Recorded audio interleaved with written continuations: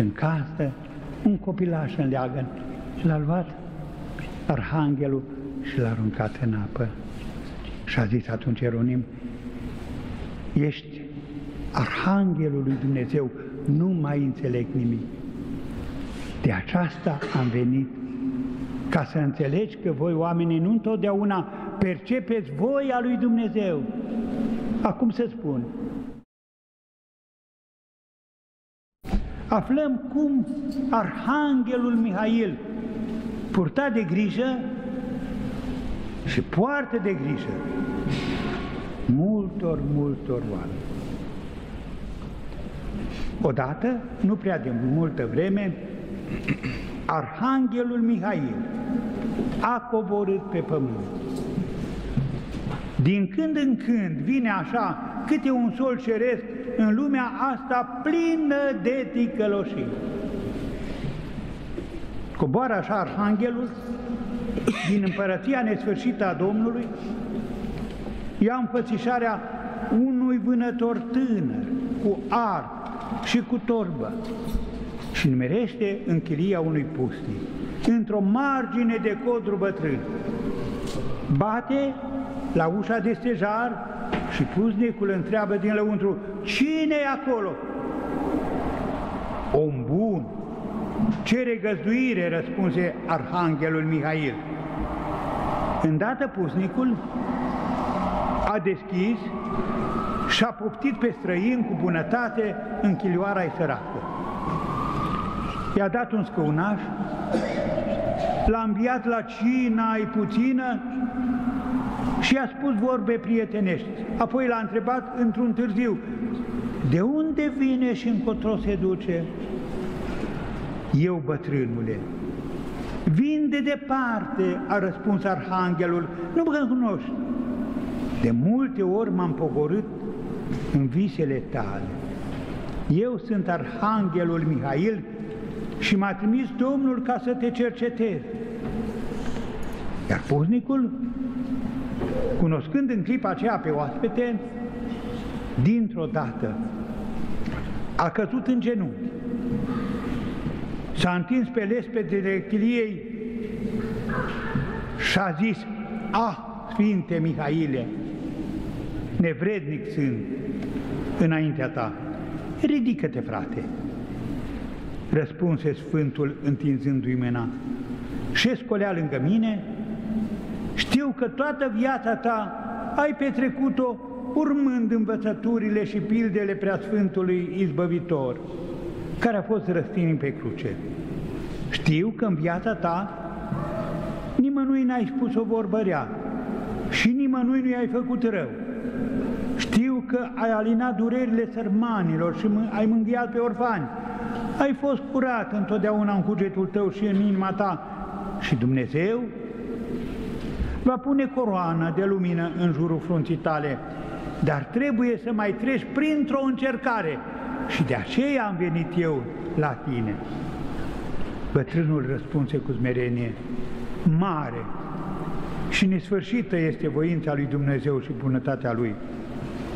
Atunci s-a sculat în picioare arhanghel Mihail, a luat arcul și torba și a zis, frate Ieronime, ia stoiagul și hai cu mine. Și amândoi ieșiră din chilia de piatră și au pornit la drum în liniștea serii. Au mers și au mers, au rămas codri negri în urmă și într-un târziu au ajuns la marginea unui sat. S-au oprit și au bătut la ușa unei case mari și curate. A venit un slujitor și le-a deschis. Au fost aprinse lumini și chiar stăpânul locului i-a întâmpinat cu vorbe bune și zâmbetul pe față. Văd că sunteți călători de pe drumuri, zise el cu blândețe, poftiți și ospătați, pe urmă vă voi da și paturi de odihnă. Pusnicul a mulțumit și a binecuvântat casa, iar stăpânul, cu dragă inimă, i-a așezat pe scaune și a poruncit la sluji să aducă de mâncare. Acesta este un om cu suflet curat, șopti încet pusnicul Ieronim către arhanghel. Da, și își va avea răsplata lui, răspunse Mihail. Iar stăpânul cel milostiv, stând de vorbă cu străinii, începu să istorisească despre necazurile și bucuriile lui. Iată, zise el într-un târziu, am avut un dușman mare. Eu am pământuri în hotar cu ale lui și multă vreme nu ne-am putut înțelege, deși eu totdeauna am fost cu sufletul drept față de el. Acum sunt foarte bucuros că ne-am putut împăca. Chiar azi am dat mâna cu el și l-am sărutat. Și ca dovadă de prietenie, iată mi-a dat o cupă aurită. Și omul cel bun arăta cupa aurită în ognița sobei. Mâine, zise el, e sărbătoare. Am să chem feciorii și am să petrec cu ei și am să beau vin vechi din această cupă aurită.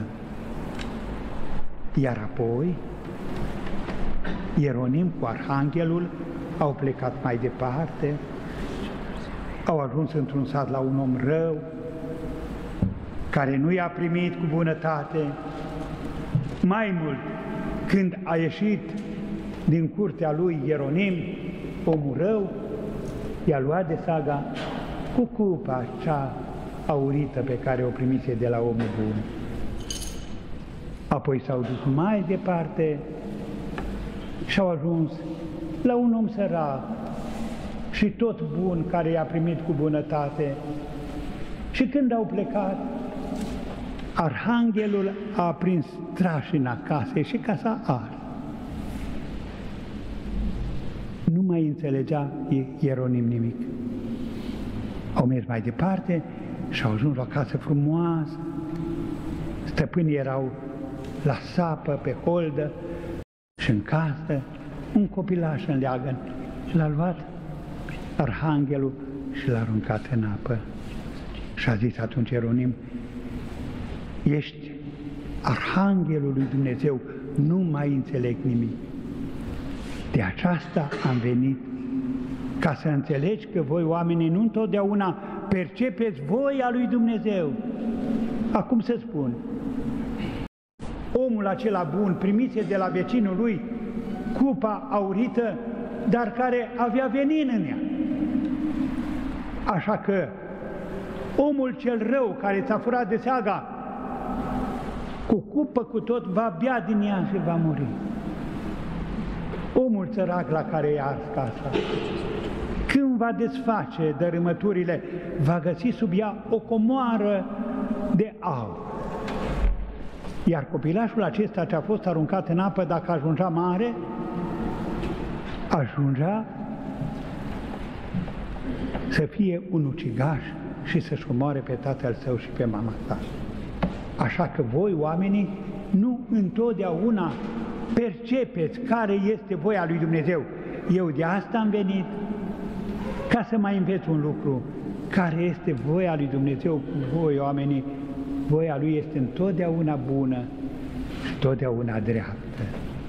Aceasta este povestirea lui Mihail Sadoveanu, care oarecum ne încânta copilăria noastră